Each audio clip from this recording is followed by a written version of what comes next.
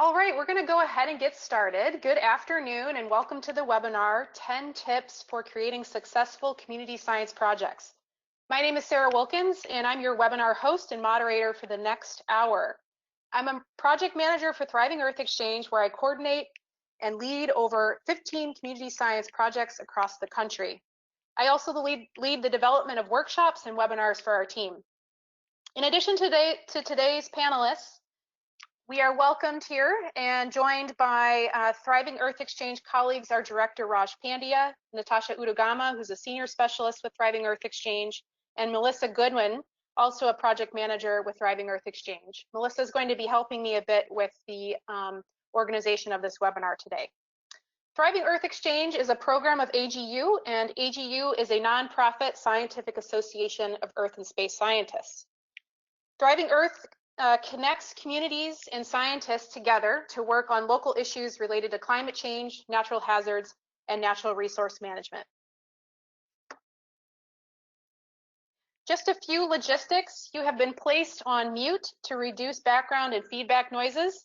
This webinar is being recorded and will be made available on our website after the webinar ends. I think we had a question on that already.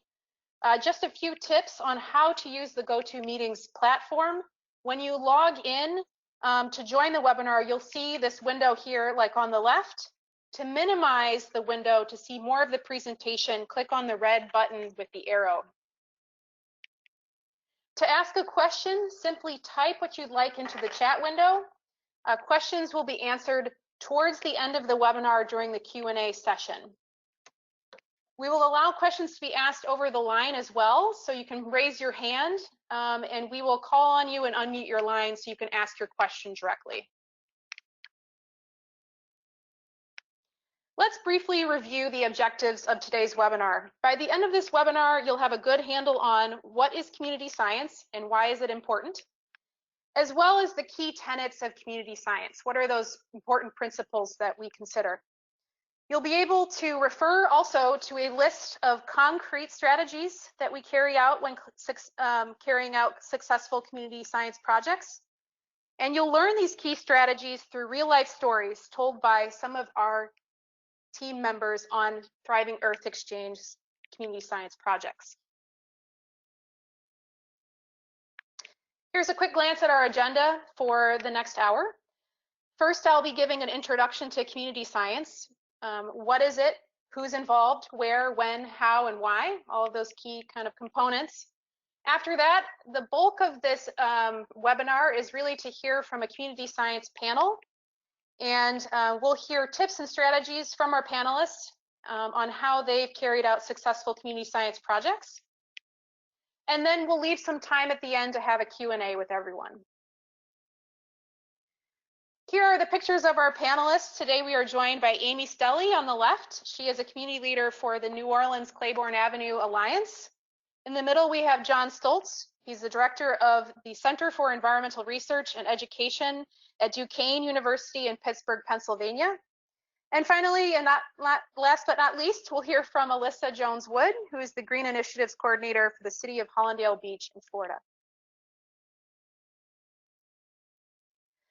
So I would like to engage in a little bit of an interactive activity with you all on the line. If you can get yourself ready on your keypad and find the chat box. Over the next 30 seconds, I'd like you to think of one word that comes to mind when you think about community science. And we'll start the clock now.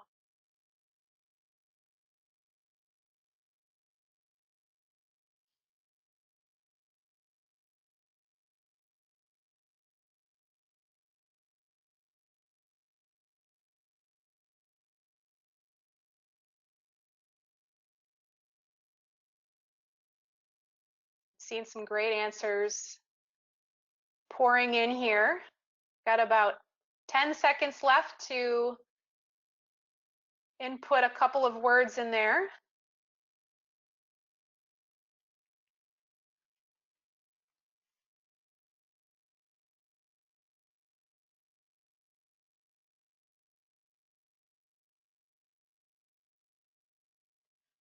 Awesome, and I apologize. It seems as though the audience cannot see the answers. I will try and work on that. But to reiterate, we've been having a number of great answers pour in here, and I'll just mention what those are. We heard engagement, necessary, coordination, collaboration. Someone responded water quality surveys, so the specific application for that. Fun, we do like to have fun together on these projects. Collaboration, pollinator surveys, again, a specific example of how this could be, what this could be centered on. People who live in the community being studied, collaboration, transformation, solving local problems with data, and community-driven problem solving. Thank you everyone for doing that. It's always fun to see kind of people's different ideas for community science. I'm going to advance to the next slide here and just briefly talk about, and some of these things were actually brought up, in the chat. And some of these words we hear that you see here on this slide are closely tied to community science. These words share a common foundation in opening up the access to science and sharing the power of science, which is what community science is all about in Thriving Earth Exchange. To begin to define community science, it sometimes helps to define what it is not. We often point to the Vannevar Bush model of doing science, or the traditional loading dock model of science. And according to this model, science is produced and left with the expectation that someone will pick it up and use it or understand it. And we've seen over the years that this attitude has isolated science, and it has real consequences. It has resulted in a public disconnect from science, a misunderstanding or even suspicion in science, an unused or unusable science, a lack of progress on key important issues such as climate change, whole communities who haven't had the opportunity to contribute to, benefit from, or participate in science, a diminishing financial support for science, scientists who feel ignored and are hungry to make an impact, and a circular reward system where scientists decide what to value and how to value it with little input from the people who fund or use science. Community science encourages communities to guide, participate in, learn from, and benefit from science. In short, it welcomes and values new skills, ways of knowing, perspectives, and people. And in this way, we think about it in terms of diversity and inclusion. It expands the number of ways to be excellent at science, which welcomes people who have skills and experiences that might not have been considered part of excellence in the past. And in this way, we let go of our assumption that science is the smartest or even the only smart method in the room, and being open to expanding the practice of science to include new ways of doing things. We also build trust in science this way. This slide shows the scientists and community leaders interacting at one of our project launch workshops at AGU's fall meeting, where over 4 hours we bring together these groups to scope new community science projects.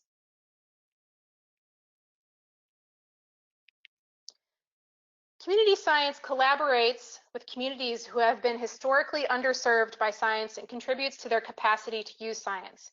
In this way, we talk about it in terms of equity. And this is pretty self-explanatory. Equity means doing science that benefits all communities. And at Thriving Earth Exchange, we believe in putting equity at the front and center of every project. This slide showcases the Rubbertown Emergency Action Group out of Louisville, Kentucky. And they've rallied against industrial air pollution affecting the neighbors that live there, mainly African-American residents. As a fence-line community, these air issues disproportionately affect them, as these industries have been zoned and built directly adjacent to their homes. Thriving Earth Exchange defines community science as scientists and communities doing science together to advance one or more community priorities. This means doing science together to define questions, design protocols, collect and analyze data, and use scientific knowledge in decision-making and planning. Community science is designed to make a tangible local impact. And when we talk about communities, we talk about them in terms of geography, interest, or practice. One thing I want to highlight here is how important it is to build partnerships along the way in any community science project. We can leverage each other's strengths and assets to make concrete local impact. This is a photo of a community group in coastal New Jersey concerned about flooding.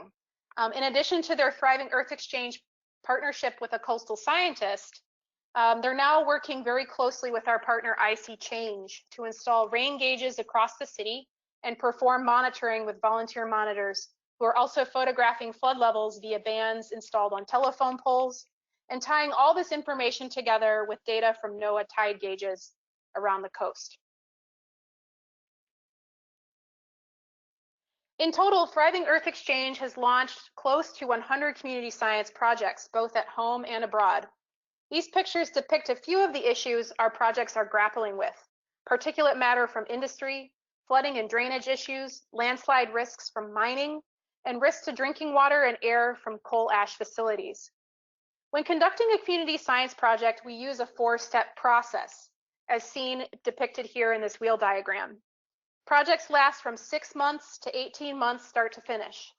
We start by listening and scoping a project with a community leader and creating a project description that is both feasible and tackles an earth science issue that the community has prioritized. We look for community agency, dedication to the issue, and broader impacts. Next, we move into the match phase, where we match the community with the scientists. This is where we interview and vet scientists to find the best match for the community. And here we look out for a scientist's skill set and background and their motivations for wanting to engage pro bono on a project. Once a community leader has approved of the match, we move into this solve phase, where we focus on getting the job done as a team. This means facilitating monthly calls, troubleshooting, managing team dynamics, meeting milestones, finding grant monies to support the work when needed, and checking in regularly. Finally, we share the results of a project with the wider Thriving Earth Exchange and AGU communities through our newsletter, peer networks, presentations, and social media sites. This flows back into our scoping step, as many of our projects inspire and inform new projects. And outcomes on projects range from building the capacity of a community to have a more productive and informed conversation with decision makers on solutions related to flooding, to collaborating with city managers and developing improved methodologies for inventorying greenhouse gases. Before we move into the panel section and I introduced our panelists, I suspect that many of you are likely coming to this webinar interested in learning new ways to get started in a community science partnership. We recognize that this is likely a topic for its own webinar, and we'll actually be having a blog post sometime in September about this. But our partners such as Public Lab and the Union of Concerned Scientists can act as third-party connectors to help you get started. If you're interested in tackling this on your own, though, we suggest looking at resources such as this one. And this is just a screenshot of a guide that the Center for Science and Democracy at the Union of Concerned Scientists has put out. Please stay tuned for more. And again, we'll have this webinar available to you afterwards. So if you wanted to look at or glean anything from these questions, you're willing to do so. So next I'm going to introduce Amy Stelly. She is involved on a project in the Claiborne Avenue with the Claiborne Avenue Alliance located in New Orleans. And I'm going to just exit really quick and pull up her screen here. Okay. You're all good to go. Thank you. Hello, everyone. I'll be providing tips for public engagement this afternoon. Our organization, the Claiborne Avenue Alliance, partnered with LSU School of Public Health to examine health outcomes for communities living near an urban highway. Our other community partners, Public Lab and Phyllis Wheatley Community School, worked on data collection that actually truthed LSU's conclusions. Our goal for the text project is to bring scientific data to the argument for removal of the elevated highway, but most importantly, it's to make the scientific information accessible to everyone. Next slide, please. A bit of history. The city began studying the removal of I-10 in 2010 after it was awarded a planning grant from the Department of Transportation. Our previous mayor considered removal but backed away and proposed the Claiborne Innovation District, which was a marketplace under the bridge, which is what New Orleanians affectionately call the area under the interstate. The unveiling of the district precipitated the formation of the Claiborne Avenue Alliance. One of the neighborhood business owners walked out of the first CID meeting, Innovation District meeting, angry and frustrated, and my husband, Philip Stelly, followed her, and the rest is history. So in 2018, LSU begins its research into the corridor, and I publicly opposed the city's plan to construct a marketplace under the interstate because of the health outcomes. So I challenged Mayor Landrieu in an op-ed demanding a viable plan for Claiborne. During the spring and summer of 2018, we began our public engagement by giving tours of the I-10 Claiborne corridor. And then in the spring of 2019, LSU published its findings, and our fourth graders at Phyllis Wheatley Community School, which is a neighborhood school, truthed their findings. And in the summer, the fourth graders published their findings.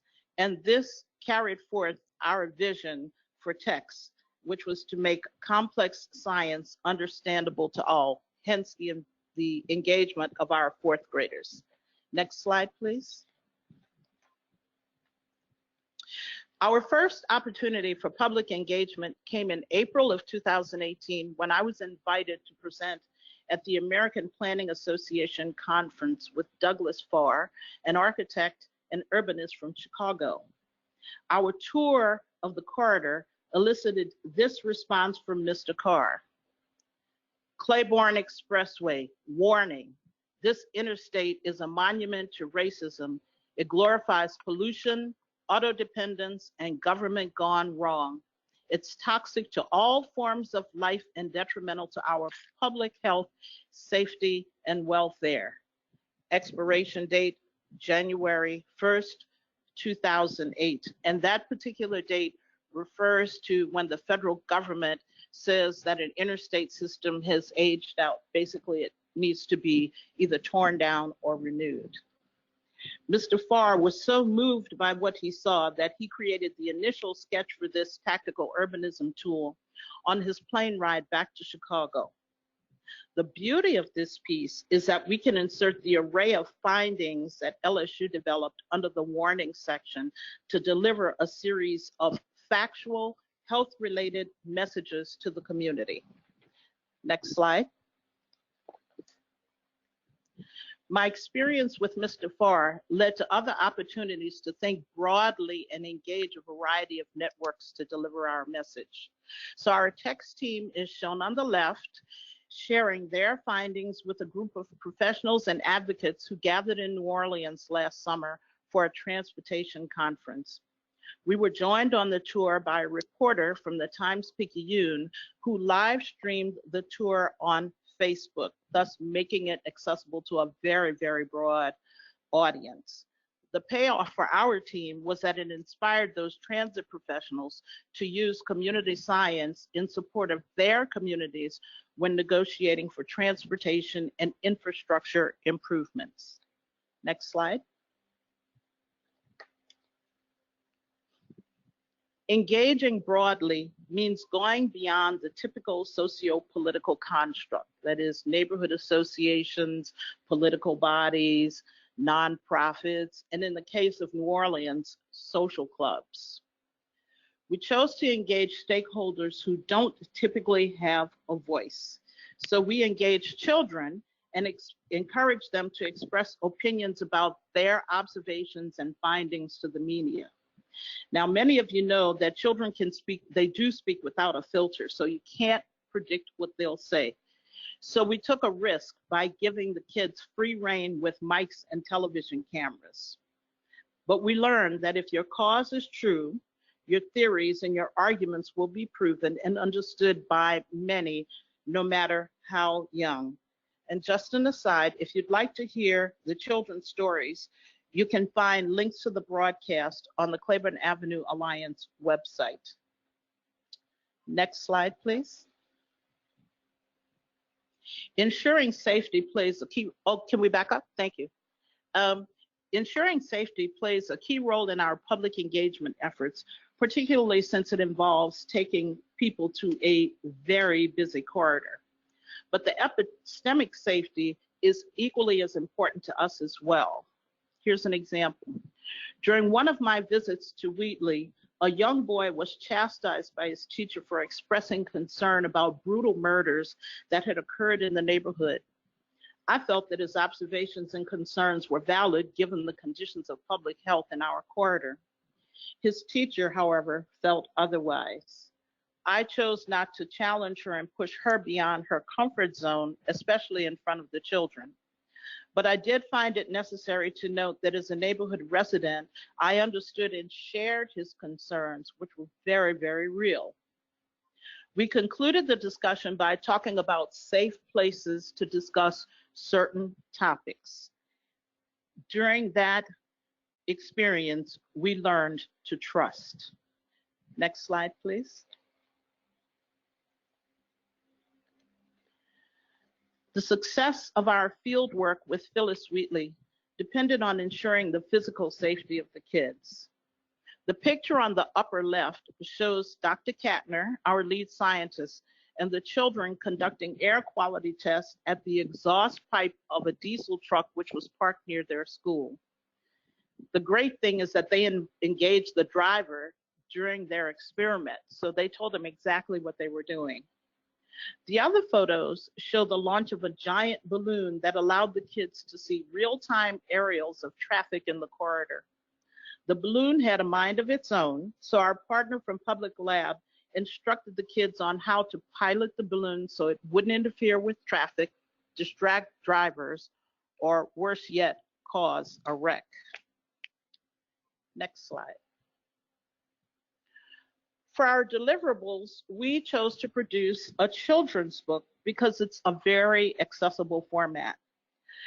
The LSU document is 70 pages of scientific data and comment, so it won't be accessed by all.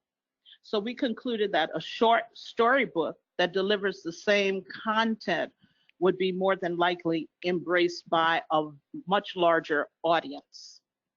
The text and illustrations are products of lessons taught not only through field work, but through guest lectures, social studies readings, and news clippings. And it mirrors LSU's findings exactly. My biggest takeaway from this project is to always be prepared to pivot and to be patient. I expected to have much more involvement with the Wheatley students, but their teacher preferred a different structure for the project, which actually turned out to be better. Her strategy allowed the kids' research to remain independent and uninfluenced by me or the scientists from LSU. Next slide, please. So what's next? In the fall of this year and beyond, we will continue working with our partners and hopefully adding new ones to continue building our body of work. And we plan to engage local, state, and federal leaders to influence policies that hopefully will lead to the removal of I-10. A great note is that there's a provision in the proposed infrastructure bill that will allow cities to participate in a highway removal program. That would be a game changer for New Orleans. Fortunately, our work with Thriving Earth Exchange will support our case for participation in the program. The drawings that you see on the slide by Wagner and Ball Architects were commissioned to study what Claiborne would look like after removal.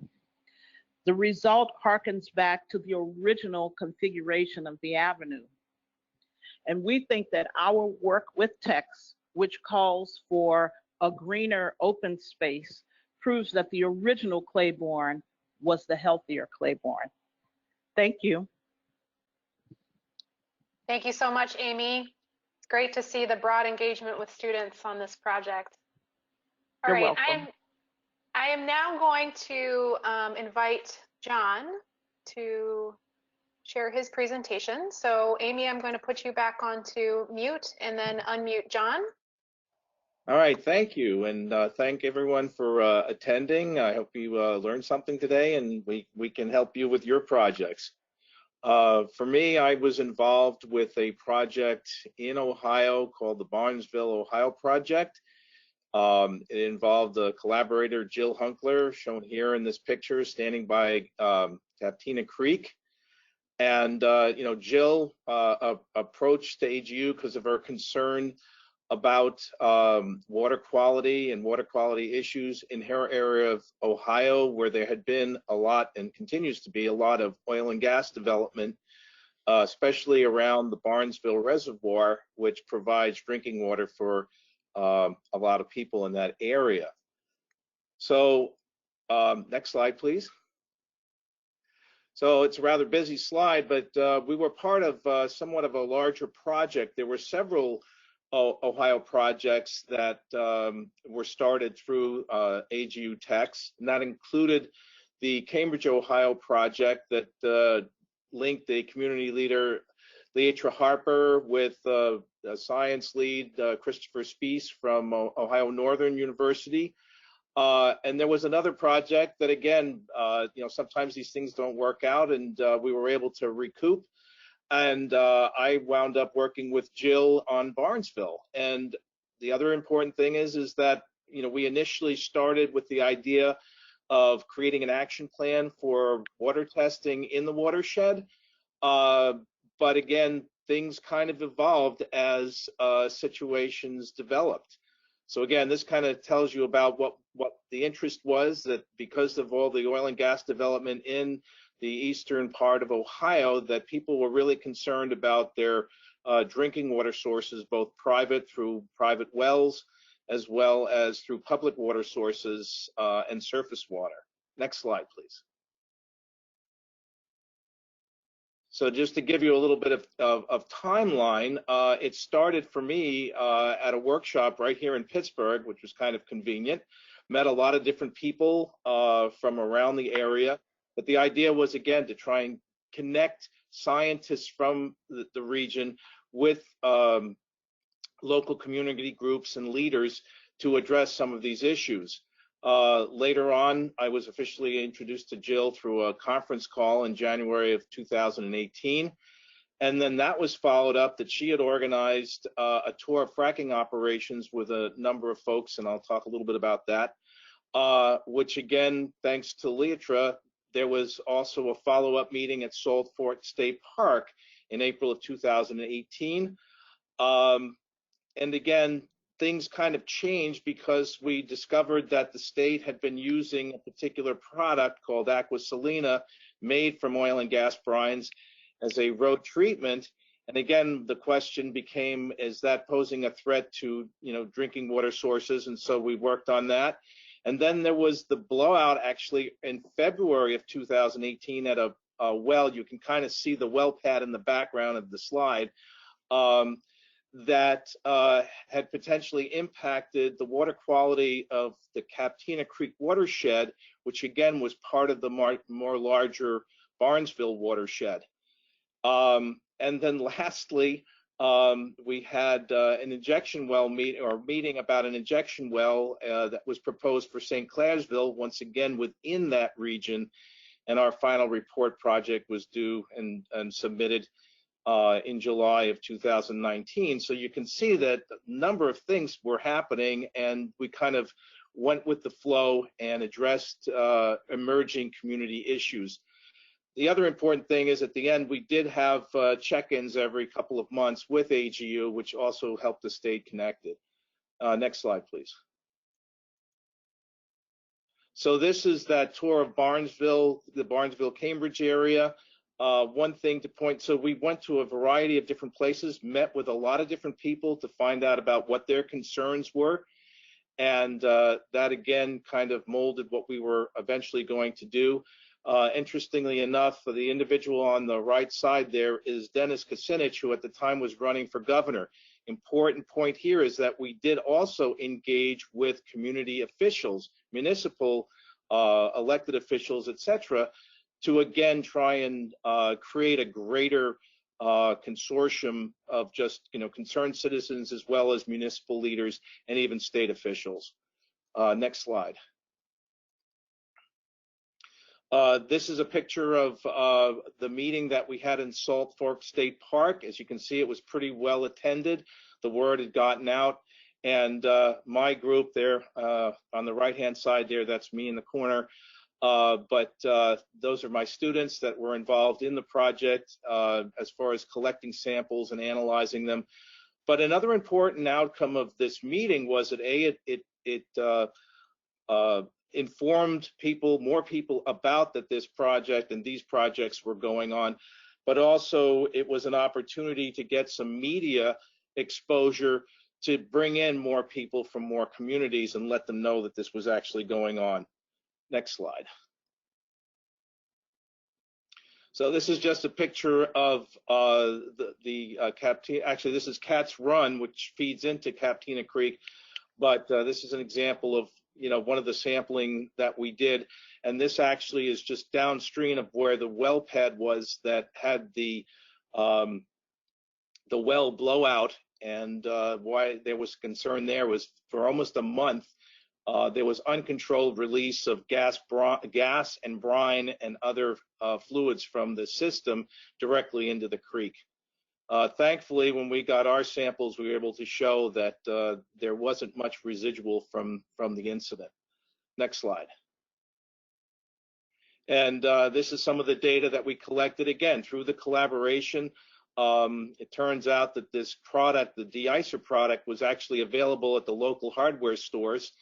And I was able to get a sample shipped to me in Pittsburgh. But what we discovered, much to our dismay, was that this product actually had a lot of different things in it that weren't shown on the label, and basically it contained a number of toxic metals as well as radioactivity, and it was a product that was being sold as ancient seawater as a de-icer. So again, where we're going with that is that we're informing local officials about the situation in that particular product. Next slide. And then lastly, once again, as we were, interacting with more people in the community, we found out that there was an injection well facility that was being proposed for St. Clairsville. And Jill was able to organize a very nice symposium or information meeting. I gave a talk on injection wells and gave information on that. And then we had Nicole Danzel from Yale, who had also been in the area and for the last couple of years has been testing people's private water wells. It was well attended. We had over 130 people in the audience. And again, it generated more interest in the overall project and made more connections, as well as getting local officials, including the local municipal leaders, into the conversation so that they understood that there was concern within the community. Next slide. So basically, as a summary and to kind of hit some of the points, the first thing that we did was to conduct a needs assessment. So in other words, this collaboration grew out of the initial meeting, but the important thing was that by having the fracking tour and then the networking event at Salt Fork State Park, we were able to identify specific interests and concerns of the community. The other thing was, again, valuing local knowledge. We collaborated with Dr. Christopher Spees of Ohio Northern University and Ted Auk of Frack Tracker, Ohio, as well as individuals from the Captina Conservancy. And so that was very helpful because, again, it allowed us to get more information and be more focused with what we wanted to do. And then, of course, use agile development. Obviously, the focus, as I demonstrated here, changed over the initial part of the project. And that had several different things, especially the result of the well blowout into the Captina Creek watershed the issue with the de-icer, and then, of course, lastly, the proposed injection wells. I would say the most important lesson that we learned as well is that anytime you have an environmental issue, it can be very contentious. And so it's very important to listen, to respect opinions, and keep your composure. And again, as a scientist, to stick to the facts. Last slide. So I think that about wraps it up for me. That was pretty quick. So great, thank you, John. I was going to say, it looks like you hit 10 minutes right on the head. And it's really exciting to see the engagement with elected officials and consortium building to build broader support in your project.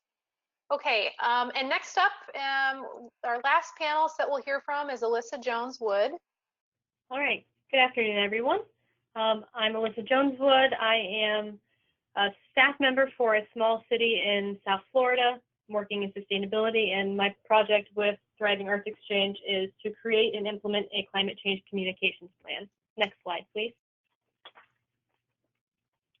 So climate change, it's this global problem facing us all, and it needs tremendous cooperation and community involvement. It's big, it's scary, complex, and super abstract. The science can be really hard to explain, like how do you really visualize a gigaton of ice melting or a ton of invisible gas? Everyone gets information from different areas, but we wanted to figure out how we can communicate what's happening, what's to come, why it's happening, how it may or may not impact you or a city or an entire state or a whole economy, especially when there's all these different sources that like to highlight the uncertainty of the issue. So in South Florida, with or without our approval, the challenges, risks, and complexities of climate change are communicated by the press, by climate deniers, and by public figures who may understand some parts of climate change, but definitely not all parts. In 2013, there was an article published in Rolling Stone that painted a pretty apocalyptic picture of the Miami metropolitan area where Hallandale Beach is located in regards to sea level rise. You see it up here on the top left, Goodbye Miami. Unfortunately, that article was published right around the time when that city was really kicking off and having a lot of great progress with climate change mitigation and adaptation, kind of ruining that story of progress through different means of communication. There's some other pictures on the slide, like the woman sitting at the bus stop during king tide flooding where there's an actual visible wake in the street. The famous octopus in the parking garage also during king tide flooding. And a mural in Little Haiti, which is a community now more and more threatened by climate change gentrification. Also a map in the middle of climate change impacts in terms of water inundation from sea level rise in 2100 in our area. All of them paint their own particular picture, but we wanted to make sure that we were communicating clearly the science, the risks, and what we'll be doing. Next slide, please. In 2017, the City of Hallandale Beach, through their partnership with the Southeast Florida Regional Climate Change Compact, participated in an AGU-facilitated resilience dialogue, which was a month-long discussion between city staff and experts in climate change, which resulted in a list of tools, resources, data sources, funding opportunities, and defined next steps. Our main next step that we figured out through this was that we needed to plan how to effectively communicate this complex abstract science to the general public and our staff, as well as note exactly what we're doing for adaptation and mitigation and what we plan to do. So Thriving Earth Exchange reached out soon after the resilience dialogues with this opportunity to do a community science project, and we were super excited about that. Thus, we're now working on that. Hallandale Beach, for those of you who don't know us, which is probably most of you, we're a 4.6 square mile city on the Atlantic coast of Southeast Florida. We are a community at risk to sea level rise, saltwater intrusion, extreme heat, and other climate-related stressors or shocks. We have an extremely old population with a lower medium income, a lot of people that don't have great English proficiency, so there's lots of different social vulnerabilities and aspects that we have to tackle as well. So community science, in my opinion, functions as a bridge between academic research and the community at large. So our project has to do with communicating those causes, risks, and future with climate change, which is an iterative process. And as we're communicating that to the public, we're also learning different aspects of our community that are vulnerable, sensitive, or adaptive to this larger experiment at hand, which is global climate change in our little city. Next slide, please. So I like to think about community science as kind of an interdisciplinary research project where you're inviting the community onto your team. Because of this interaction, you're gaining a new critical perspective with which to improve the project as a whole, but also the impact your project has on the world. Your project will change with this new team member, and that's great. It should. Developing the scientific inquiry or project in partnership with your community not only allows the science to become more robust, but also more useful. Next slide, please. Our first event for the Climate Change Communications Plan was to host a lunch and learn, kind of a Climate Change 101, to ensure that first our city staff were schooled on the basics of climate change, what's causing it, what will it look like, how to reduce your carbon footprint, so on and so forth. I wanted all the staff to be on the same page so that we could not only build capacity within the organization to answer resident questions, but also to make sure that we're incorporating climate change concerns into our work. Now, doing a Climate Change 101, most of us would jump, oh, I have a PowerPoint for that already created. It's got all these great graphics. It's fantastic. It's worked with other people before. But community science, at least in my opinion, it needs to be a conversation, not a lecture. It's very easy to be patronizing if you're an expert in a complex field, but in community science, you're really not the only expert participating. So instead of choosing the lecture or presentation format, we introduced our panel of scientists and the event objectives, and then opened up the entire training to just being asked questions by the staff related to climate change. We knew, myself and the volunteer scientists, that if it was going to be a lecture, some people weren't going to show up. Some people were going to eat our food and just fall asleep. Other people were going to be learning the same stuff that they've already been told, and other people would have these burning questions that they need answered that there might not be time for. So we prepared some questions ahead of time in case staff wasn't feeling comfortable asking questions, but we were pleasantly surprised by a barrage of questions. Now, these questions ranged from things that we expected, like, why is it called global warming if it's cold sometimes, to really advanced questions like, how is erosion going to change with saltwater intrusion based on our geography and our coastal locations? Stuff we weren't expecting. But then really out there questions that we would have never known were tripping people up, like, how does climate change affect volcanoes? In the end, staff had an hour to ask clarifying questions to put the puzzle pieces of climate change together. All the information they hear from their friends, from the news, from maybe not the best sources, and they got to work through all those puzzle pieces with the scientists, getting the information from the experts. The conversation was led by the community, and everybody got something out of it. All the scientists remarked later that there were multiple questions they would have never known that people were confused about. And these are people that specialize in climate change communications. Now, I think that this format worked really well, where it was all questions answered by a panelist. But I realize that not all topics are suited to this meeting, but honestly, if climate change, as contentious as it is, works for this, it might be a really good model. Who knows? Next slide, please. So when carrying out community science, you have to make sure that everyone is invited. Nobody likes to be left out, and the exclusion of a person or a stakeholder group can influence the way your message gets across or the way the community reveres it. Now, I, for one, often unintentionally leave out the business community, and because of this, I have a checklist for any invitations I'm going to send out, making agendas or any similar tasks that I make sure I go through to ensure that I'm not leaving out any particular stakeholder group. It's tedious and it's annoying, but it makes it so that I'm not moving forward without everybody at the table. Now, it's worth noting that in some communities, science has been used as a weapon against people, and they can be uncomfortable about being involved in it. For some, the history of scientific racism is still an open wound, but including these groups and being sensitive to the legacy of science in the community can be incredibly powerful. It's also worth noting, in terms of being inclusive, that if you're doing an in-person activity, a workshop, or presentation, you should consider at minimum having childcare and food available. This is basic for community organizing. If you want, you can take it a step further and get interpreters if you have stakeholders who don't speak the same language as you, be it that they don't speak English or that you don't speak American Sign Language. It's also important to make room for people who want to be involved, but for some reason don't have the courage to speak up verbally. For the Climate Change 101, we had an area where people could write down their question anonymously if they were embarrassed or too shy to ask it. And to empower those folks who posed those questions via paper, those questions had precedence over any hand that was raised.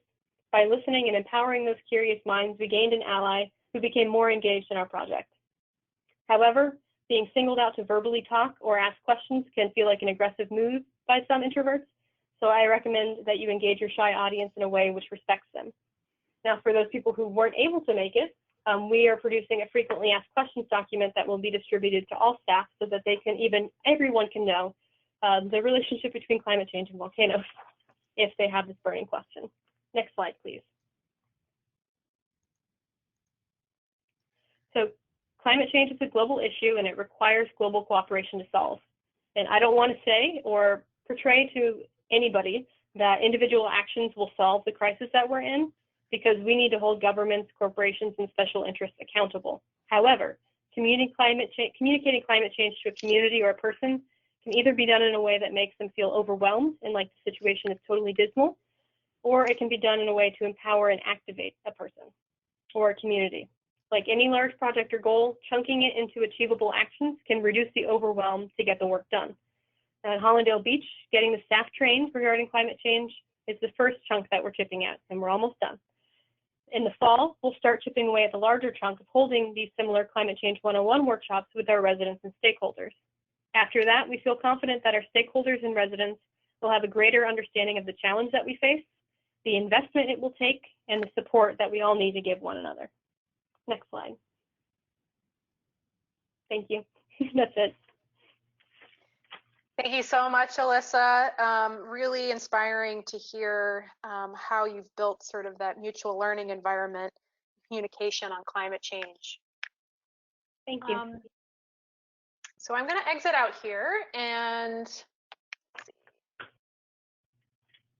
now we're going to have an opportunity for anyone to ask questions of the panelists, ask anything general about community science, any burning questions you may have.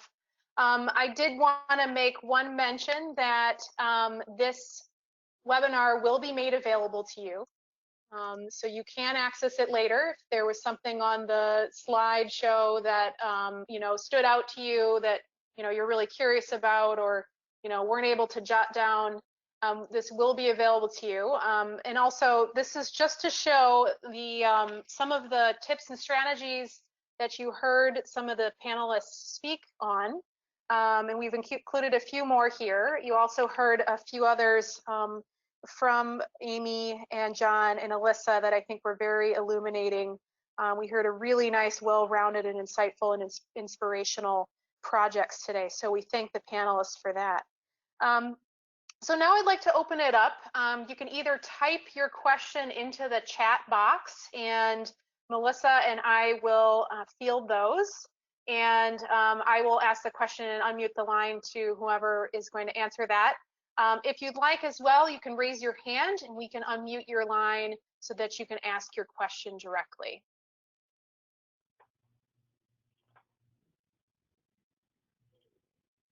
So,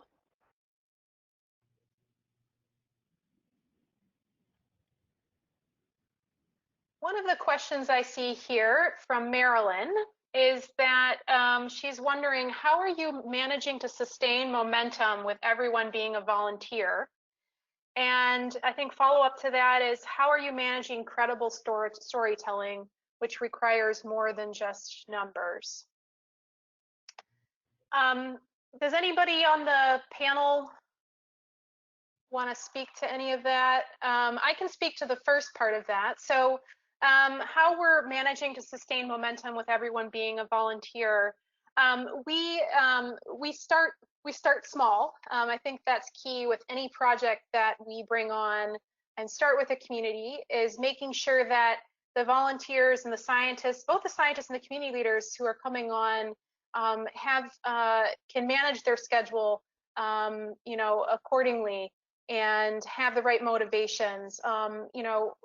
Oftentimes the community leader has been working on this issue for a long time and is very much committed to it. In other cases, scientists actually have been interested in connecting with the community in their own backyard, but haven't had the kind of mechanism to do so. So it mutually benefits everyone in the end. Excuse me, Melissa, could you repeat the question about the media? I think I could answer that one.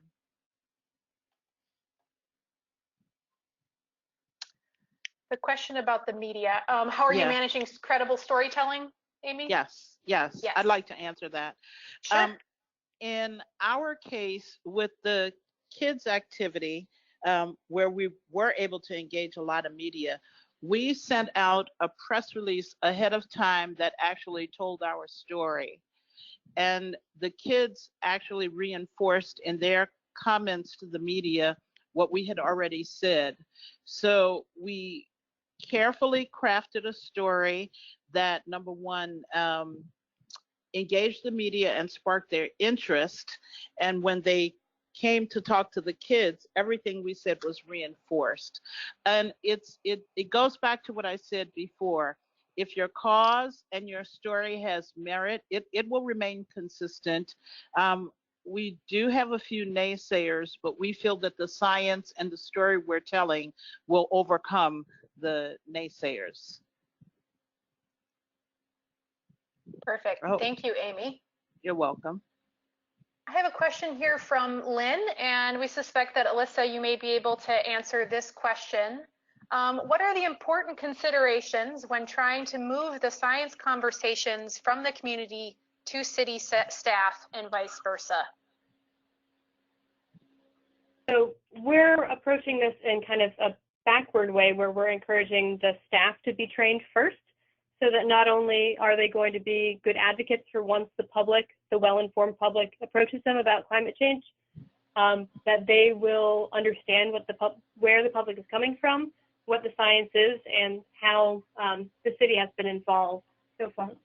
Is there a specific case that you would like to ask about? I don't know if that answered your question or not. Lynn, if you have a chance to type in, or we can also unmute you if you're comfortable, expanding on your question. Okay, Lynn, you are now. Hold on, I'm going to unmute you. You're now unmuted. If you'd like to clarify your question, Lynn. First, thank you so much. I really appreciate your thoughts. It just seems like a different type of storytelling is needed. I think, like Amy was kind of hinting at, and so I was just wondering if you had thoughts or lessons learned in terms of how to basically translate for city staff versus for the community, or vice versa. Yeah. So for city staff, we're basically looking a little bit more big picture. It's natural for any general public member to ask, okay, how is this going to impact me? One of the first things they're going to ask is, how is this going to impact my home, how I get to and from work? So there's a different scale at which we're focusing for the granular information. And another reason why we're going at this first with staff and then to general public, one is the person in the city answering the questions. I only have so much time, and I want to make sure the organization to reach everybody. But also, once we get to the general public, we'll have some data from another project that we're working on to be able to actually answer, okay, this neighborhood will be inundated this amount at this length. So building capacity first to then be able to get more granular to the general public. And the general public is always going to ask, how will this impact me more so than the city? How can I impact long-range planning by knowing what's to come?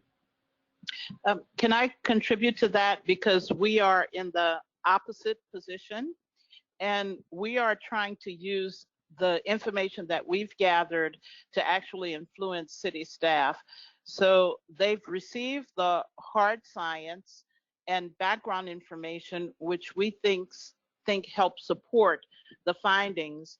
And now that the children's book is published, we're going to pass that on to city staff so that they can have the same information but in a much more understandable form. We believe that providing as much information as we can to city officials helps our cause and certainly encourages them to participate in a conversation with us. Now, I have to add that in New Orleans it's hard because we do work in governmental silos here, but we try to spread the information around to everyone so that we can, number one, break down the silos in order to have the conversations. So for us, it's a work in progress, but as we get more and more information that supports our story, we pass it on to city officials, and hopefully that will open a large door to have a conversation with them and a broader community. And if I could add one more bit about Hallandale in this respect, we're really lucky as a region in Southeast Florida to have this 4-county agreement between, it's not worth mentioning the counties, but 4 the main metropolitan counties, and we have a uniform way of approaching a lot of the policy. We have a unified sea level rise projection that we all use for planning.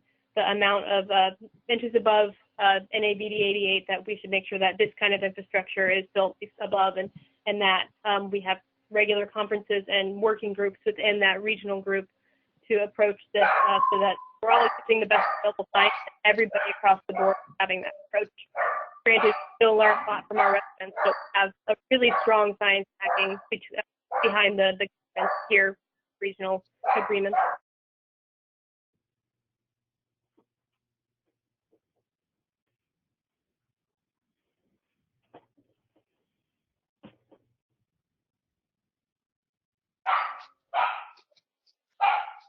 Oh, I'm sorry. I think there might have been an issue with the audio there. Alyssa, did you want to finish your thought? I apologize. Oh, I don't know if everyone heard me talking about the Regional Climate Change Compact. That was my final thought. We have a 4-county compact that kind of guides the way that we do planning and sea level rise work, as well as science in this area of the state, including a sea level rise projection done locally that basically every city has passed, that defines the way that we build infrastructure, build anything. We have a regional climate action plan between the 4 counties that informs us through the science to make the changes via policy, and it's really quite progressive and helps a lot. Thank you, Alyssa. And these have all been really wonderful questions. We are going to have to end it there. And I noticed there were some other really good questions still in the chat box that we won't have time to answer today. We would be happy to answer those questions for you or connect you to any of the panelists should you have specific questions for them. In case you don't have our information on the screen here, this is our email address. You can also find us on Twitter. And if you would like to learn more or engage further, please do check us out online at thrivingearthexchange.org. And you can also find us at AGU's fall meeting if you attend that. There's information online all about what we'll be offering this year at the conference in San Francisco. So I'd like to thank all of our panelists and to the participants for your interest in community science. And that concludes our webinar. Thank you so much.